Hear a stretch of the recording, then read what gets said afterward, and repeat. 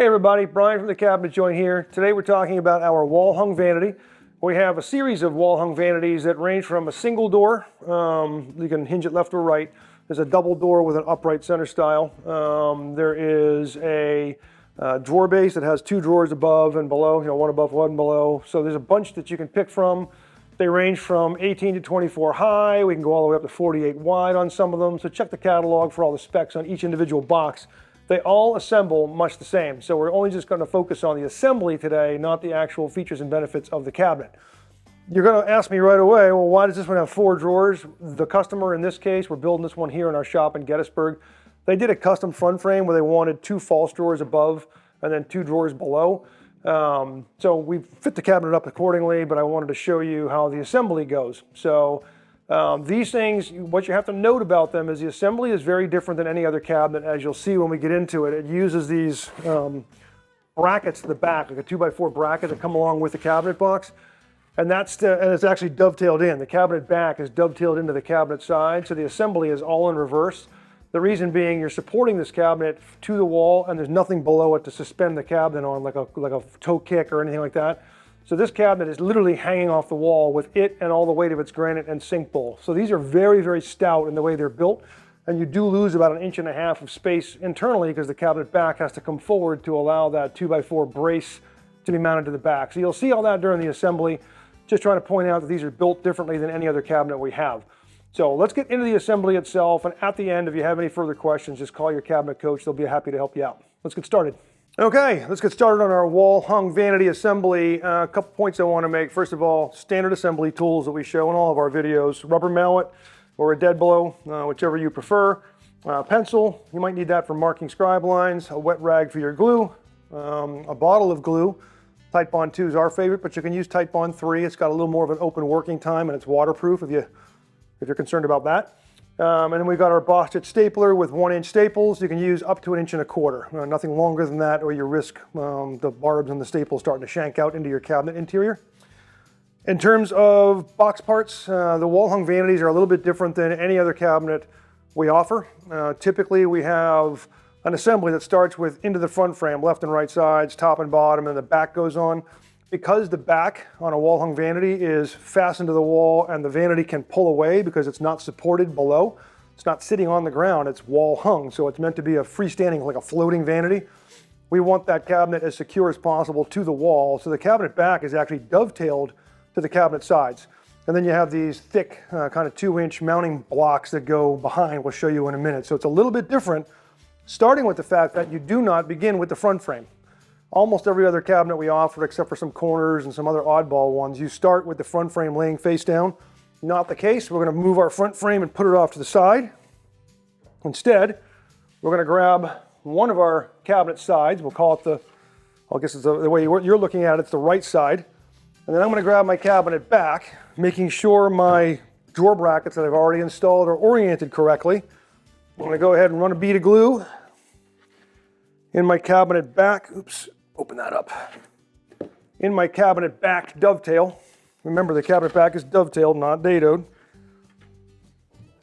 So I slide this down in there. I'm going to do the same thing with my other cabinet side, except I want to start by putting the side on instead of the back. So now I'm going to glue from the bottom up because I'm sliding the side onto the back.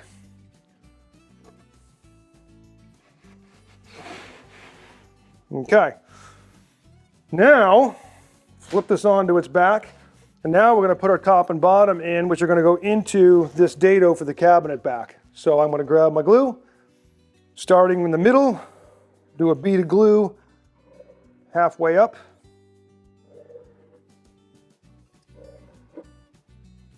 Okay, I've got my 4 side dovetails glued. Now here's where it's a little different. You want to make sure your splines are up.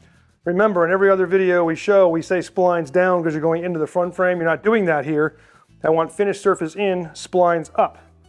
And we line up our dovetails.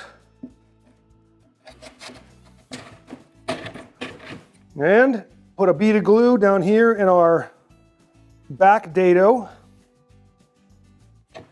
And tap this in until it seats. Okay, you'll know it seats when the cabinet top or bottom is just standing a little bit proud of the cabinet sides. Actually, a little vice versa. The cabinet side is a little proud of the cabinet top or bottom. So now I'm seated on that side. I'm going to do the exact same thing over here for my cabinet bottom. Bead of glue for the dado. Splines up, finish side in, and push this one down.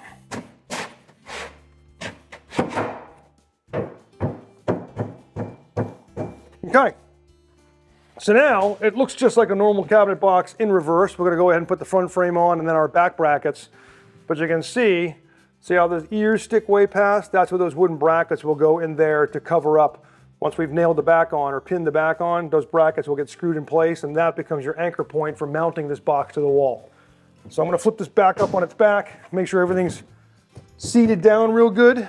Now I take my front frame, and just like any other cabinet, we're going to glue the left and right shoulders. Got a little glue globule there.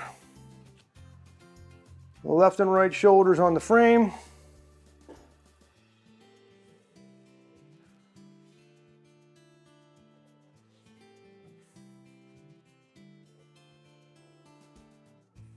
As well as the outer, for the top and bottom, the outer edge so that it doesn't squeeze to the inside of the cabinet.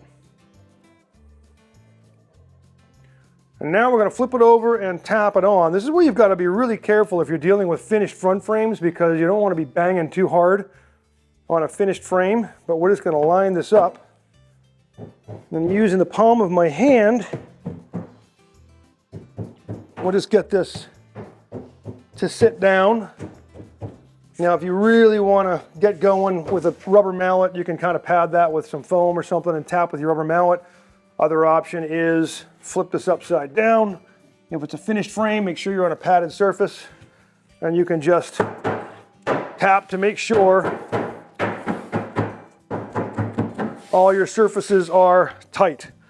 Remember, your dead giveaway is you want to make sure you got a tight gap at the bottom and your frames are nice and nested into that dado on either side. So that completes the main box assembly. Now I'm going to go ahead and do what we normally do, which is pins across where you can see these pre-drilled holes. That's the dead center of your top and bottom. I'm going to go along and put a staple on either side of all those holes.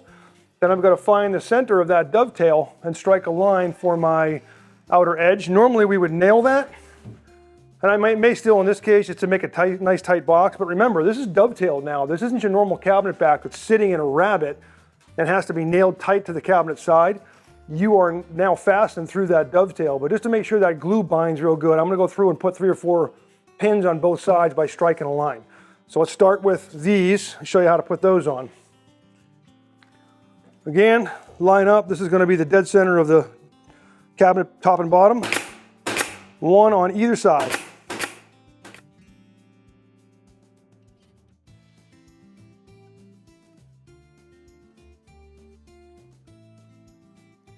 So I've got my top and bottom nailed on. Now I want to find the center of that dovetail, because I do want to put some pins there. There's a couple ways to do this.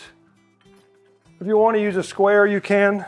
I'll show you that method. Just put your square there, find the notch in the square that lines up with the center of the panel and follow it down. Or the way I like to do it is just use my finger as a guide, and I'll just strike a line that way.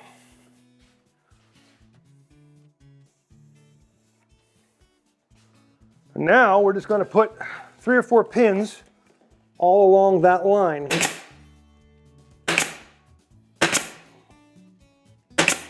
Kind of hold that side on nice and tight to that dovetail.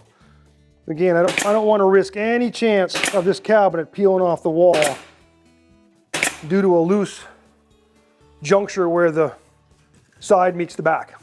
Okay, so we're going to go ahead and put these back brackets on. For the astute viewer, you might have seen in our intro, we talked about these. These were actually, we pulled the wrong things. These are runners for oven cabinets for the appliance to sit on. What you're really looking for is 2x4s, and they'll run the entire stretch of the cabinet left to right, and these should come with your cabinet. These should have been provided by the manufacturer. So these are going to set in there like that, and then what we're going to do is come in through here with screws. I'm going to use a nice cap screw so it's got a lot of meat so it won't pull out. I'm going to come in this way so I have more material, more screw in the 2x4 than I do in the 1/2-inch thick cabinet back. So I'm going to run a series of them there, and then because I don't have finished sides here, I can come through with a couple in the ends. If these are finished ends on your case, you don't want to run a screw through a finished end, but I'm going to go ahead and do that because these are not finished. But definitely you have to have a good series of them here and here along your cabinet backs. So let me get that done and I'll show you how that looks.